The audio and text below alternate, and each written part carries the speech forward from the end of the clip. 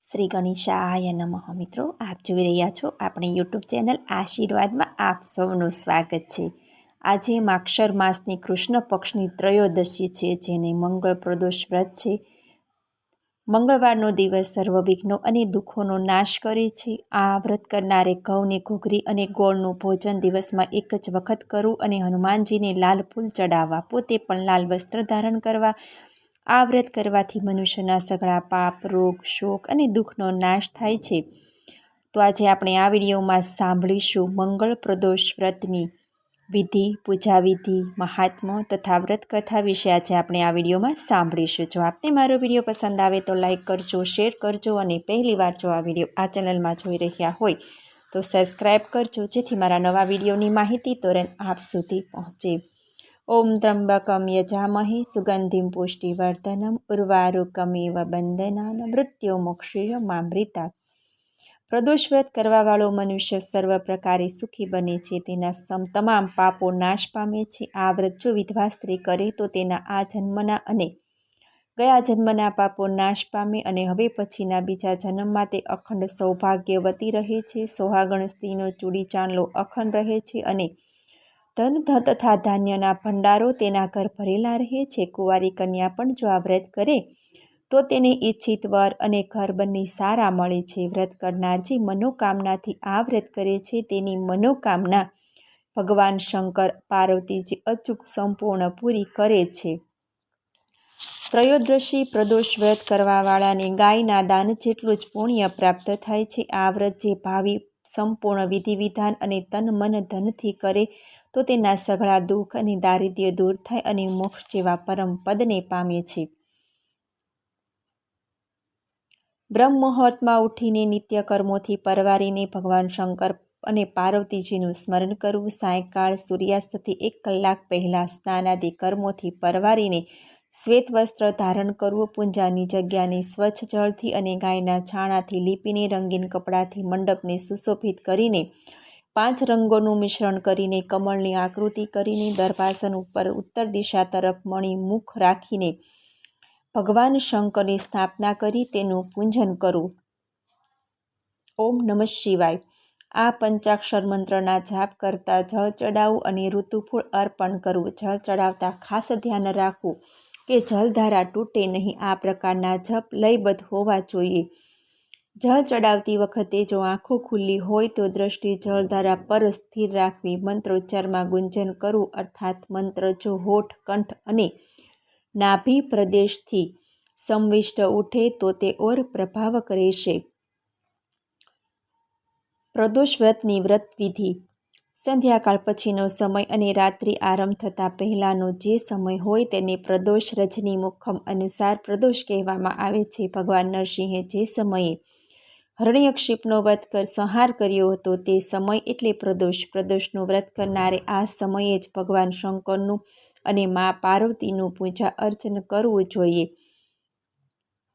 પ્રદોષ વ્રત કરવા માટેની અતિ ઉત્તમ તિથિ ત્રયોદશી એટલે કે 13 છે. વ્રત કરનારે 13 પછી સુદ હોય કે વધ આ દિવસે વહેલા ઉઠી નિત્ય કર્મ અને પૂજાનું કાર્ય સંપન્ન કરીને ભગવાન શંકરના મંદિરે જઈ દર્શન કરવા અને મનમાં પ્રદોષ વ્રતનો સંકલ્પ લેવો જરૂરી છે. આખો દિવસ નકોડો ઉપવાસ કરો તો વધુ સારું. સાંજે 3 ઘડી અલ્પ સમયમાં વ્રત કરનારે સ્નાનાદિ થઈ સ્વચ્છ સફેદ વસ્ત્ર ધારણ કરી વંદના કરવી જોઈએ અને ત્યારબાદ ભગવાન શિવનું આરાધન કરવું જોઈએ. પૂજા સ્થળને સ્વચ્છ પાણીથી ધોઈને ત્યાં 7 ધાનનો મંડપ બનાવો અને એના ઉપર 7 રંગના પુષ્પથી પદ્મ પુષ્પની આકૃતિ બનાવી તેની સામે પૂર્વાભિમુખ કુશના આસન અથવા ગરમ આસન પર બિરાજવું અને ભગવાન શંકરનું ધ્યાન કરવું જોઈએ.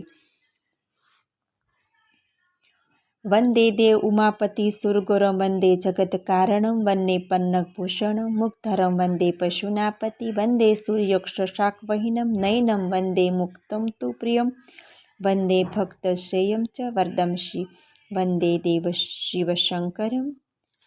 કરોડો ચંદ્રમા સમાન ઓજસવાળા ત્રિનેત્ર ધારણ કરનારા, મસ્તક ઉપર ચંદ્રમા રૂપે આભૂષણ ધારણ કરનારા, પિંગલ વર્ણના જટાજટધારી, નીલકંઠ તથા રુદ્રાક્ષ માળાઓથી સુશોભિત વરદહસ્ત ત્રિશૂલધારી નાગના આભૂષણ અને કુંડળ ધારણ કરનારા વ્યાધ ચર્મ ધારણ કરેલા રત્નજડિત સિંહાસન પર વિરાજમાન એવા દેવાધિદેવ મહાદેવનું હું ધ્યાન કરું છું. મંગળ પ્રદોષ વ્રતની વાર્તા. અતિ પ્રાચીન સમયની આ વાત છે. એક નગરમાં એક વૃદ્ધા રહેતી હતી. તેને મંગળ નામનો એક પુત્ર હતો.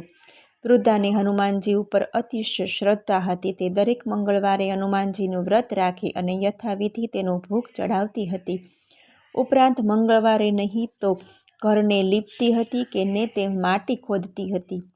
આ મુજબ વ્રત કરતાં કરતાં તેનો ઘણો સમય વ્યતીત થયો. એક મંગળવારે હનુમાનજીને થયું કે આજે હું આ ડોશીમાની કસોટી કરું.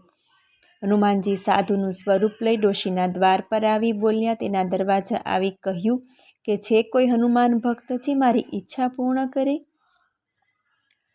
હનુમાનજીના આ શબ્દો વૃદ્ધાના કાને પડ્યા. તે તરત બહાર આવી પૂછવા લાગી, બોલો મહાત્મા, શું આજ્ઞા છે તમારી? સાધુના વેશમાં હનુમાનજીએ કહ્યું, હું અતિશય ભૂખ્યો છું, તો થોડી જમીન લીપી દે અને રસોઈનો સામાન આપ, જેથી હું રસોઈ બનાવી હું જમી લઉં. વૃદ્ધા હવે તો દુવિધામાં અટવાઈ. અંતે તેણે સાધુ મહાત્માને બે હાથ જોડી વિનંતી કરી, હે મહારાજ, લીપવાની અને માટી ખોદવા સિવાયની જે વાત કહેશો તે મારે માટે શિરો માન્ય હશે. તેના સિવાય તમે જે કહેશો તે હું કરવા તૈયાર છું. સાધુ મહારાજ બોલ્યા, તો મને વચન દે કે હું તને જે કહીશ તે વિના સંકોચે તું કરીશ. વૃદ્ધાએ હાથમાં પાણી લઈ વચન આપ્યું. ત્યારે હનુમાનજી બોલાવ્યા, તારા પુત્રને બોલાવ, એને હું ઊંધો સુવડાવી એની પીઠ ઉપર હું આગ પ્રગટાવી અને ભોજન બનાવીશ. આ સાંભળતા જ વૃદ્ધાના પગ હેઠળથી ધરતી સરકી ગઈ. પરંતુ તે લાચાર હતી, વચન આપી ચૂકી હતી. તેણે મંગળને અવાજ આપી બહાર બોલાવ્યો અને સઘળી વાત કહી સંભળાવી. મંગળ પળનો પણ વિચાર કર્યા વિના પોતાની માતાનું વચન પૂર્ણ કરવા તૈયાર થયો. પણ આ તો સ્વયં ભગવાન શિવજીના 11મા રુદ્ર.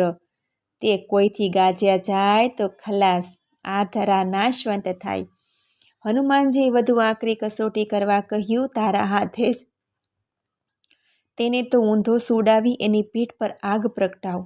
બિચારી વૃદ્ધા લાચાર હતી. હનુમાનજીએ વચને બાંધી હતી. કચવાતા મને તેણે મંગળની પીઠે 3 પથરાનો અંગારો બનાવી તેમાં અગ્નિ પ્રગટાવી. મહારાજને જોઈએ તે મુજબનું સીધું સામાન આપી પોતાની ઝૂંપડીમાં જઈને રડવા લાગી. હનુમાનજીએ પણ મનોમન નક્કી કર્યું હતું કે ગમે તેમ થાય પણ ડોશીને આજે સતના પારખા તો કરાવવા જ છે.